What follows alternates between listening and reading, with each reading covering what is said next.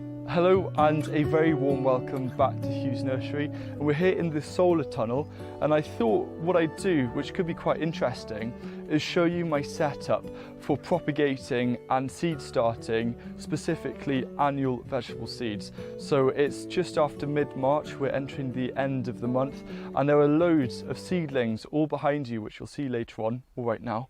And even though May is my favourite month, March is just a fantastic month to see all that growth.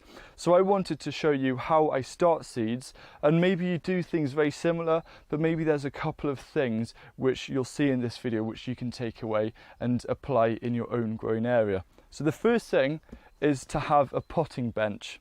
And this my dad actually made out of just some old boards, and it's just very sturdy. This has been going for maybe about 5 or 6 years now, and it's just a really nice area to store the compost. So this is just some multi-purpose peat-free compost which I use. I never use seed compost. The reason why is because I feel that this is too expensive, and I have really good results with just multi-purpose compost, even if it's finer seeds like lettuce, which are growing through fine. And then what I have over here, this table is actually very clean for you. Usually it is full of junk, but I cleaned it up just for this video. I always have this box here, and as you can see, it says unfinished seeds. So it's actually very rare for me to plant a whole seed packet, or if I need to plant a whole seed packet, I'll need to start a second. So I've always got seeds spare. And then what I'll do is, if I feel like there's a gap or I want to sow something, I can have a look through and find what I need, and it's just really easy to hand. And another thing which is always really important is the correct labelling. So we've got a couple of pots here. These are old labels, so like this says mixed salad, so I can reuse this for another mixed salad. This is made out of yogurt pots, but I also have newer labels which I just get all the time as presents in this pot here. And then I've always got a pen and a pencil, at least one of each, so I can label things correctly. So everything that I have is really close proximity, just to make it more efficient. Another thing which is vital for starting seeds is to have the right pots and trays. So again, they're very close proximity to where I'm doing the seed sowing. So at the bottom here, I've got all sorts of things in here. I've got root trainers, which are excellent for things like broad beans. I've just got loads of pots here, even old coffee pots, and they're all just kind of stacked away. I don't keep it too tidy, but I know that they're all down there. And then things like all the cardboard rolls as well. So very easily I can just come down and get exactly what I need.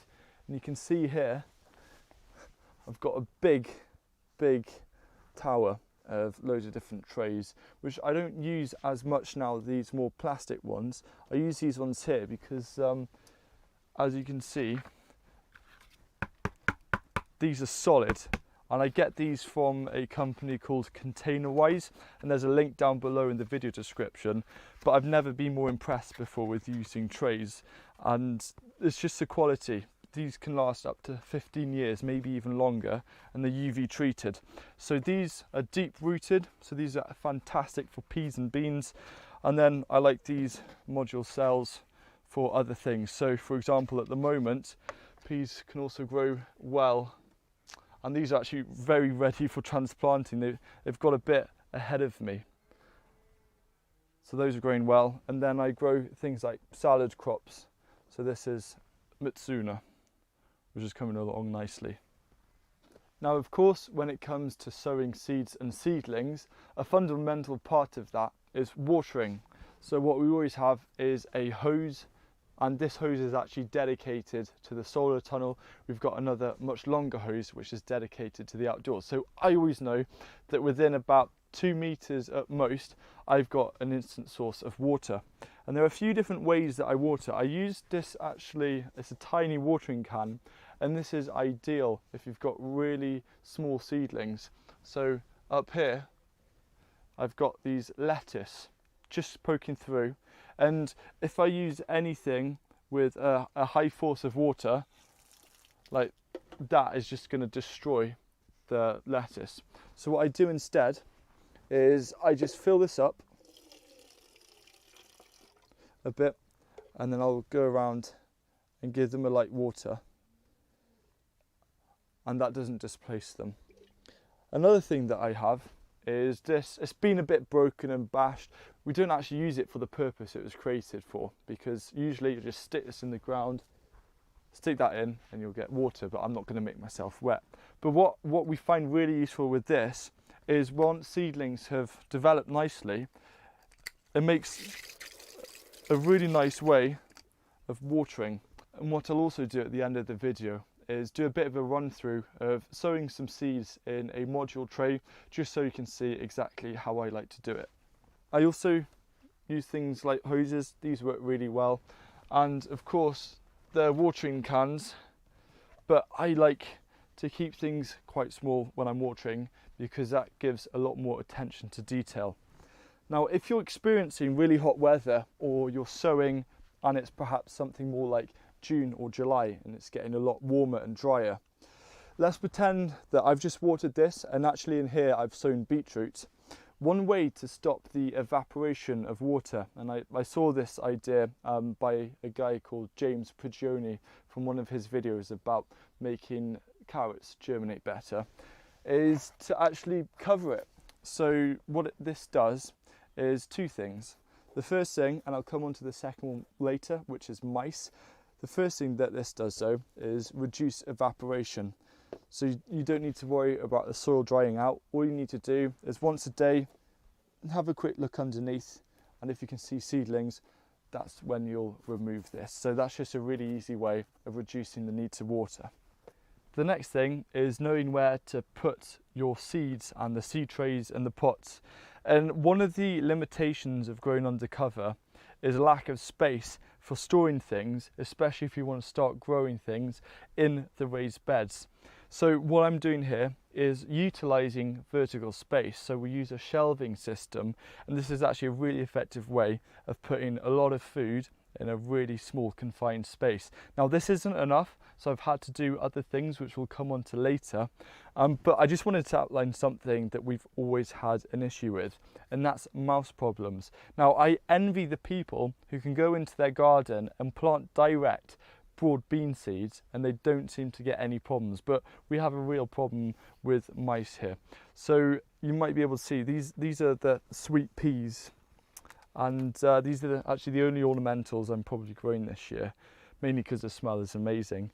But I'm surprised that these many came through, because I came up one morning and the mice had just seemed to decimate the whole thing. So it's a good thing that I planted more than one in each one. And the same with the broad beans.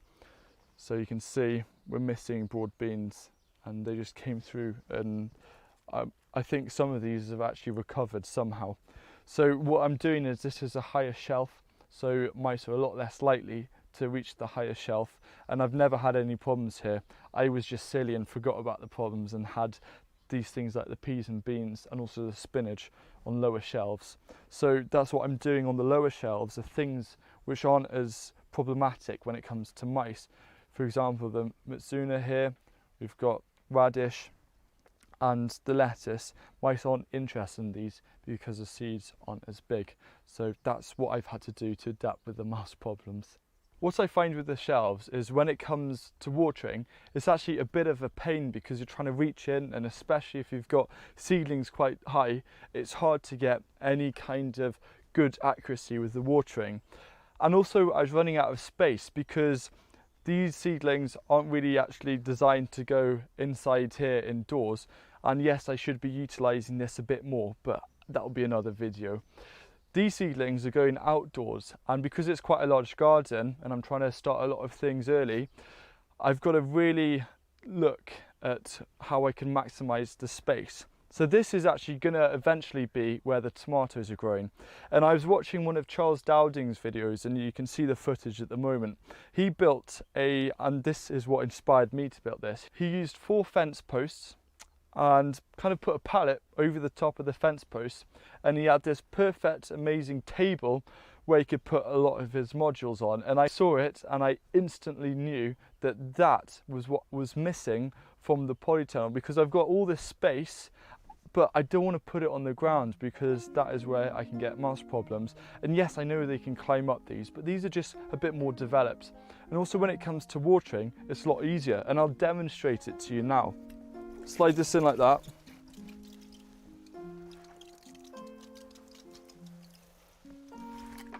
And it's so much easier because I haven't got any shelves in the way. And another thing is, what's great about this is it's a really nice height. So I don't have to constantly bend down or reach up high to get things. It's literally a perfect height for me. I can just walk in, grab the tray, and I can leave. It's as simple as that. Now what I did was I used just some extra nails and 2 pallets, and it's really simple. It's a bit wobbly, but then it will stop wobbling either side, and I know this is sturdy enough to hold it. So if you want to see Charles Dowding's video and where he uses his design, there's a link down below in the video description for that.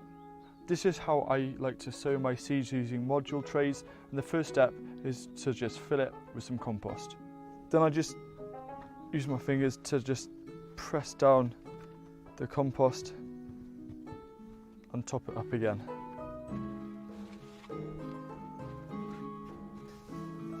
Then, especially if the compost is quite dry, give it a water.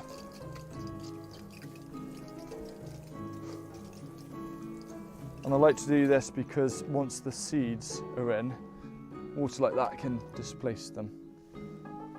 I then bring it back onto the potting table, and I'm going to be sowing some more spinach today. So I'm just using my fingers, or you could use a pencil or dibber to create some holes. And then I've got the seeds here.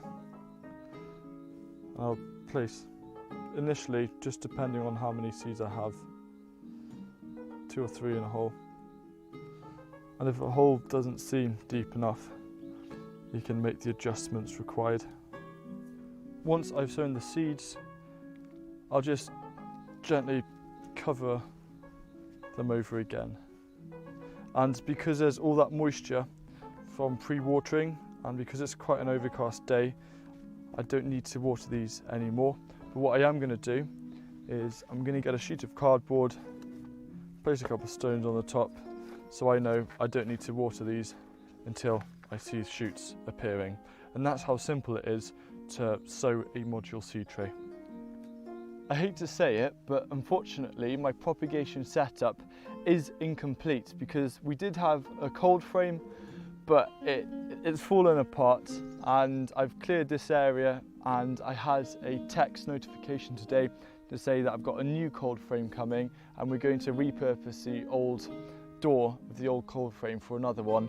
But this is the final stage when we have a cold frame, because the important thing, unless it's really hardy things, is to harden off a lot of your seedlings. So if they're a bit more tender, so things like your courgettes or anything like that, and you want to transplant them, I'd like to put them into a cold frame during the nights so they can begin to acclimatise to the cooler night temperatures. So that is the final stage. So hopefully you've enjoyed this video about my propagation setup.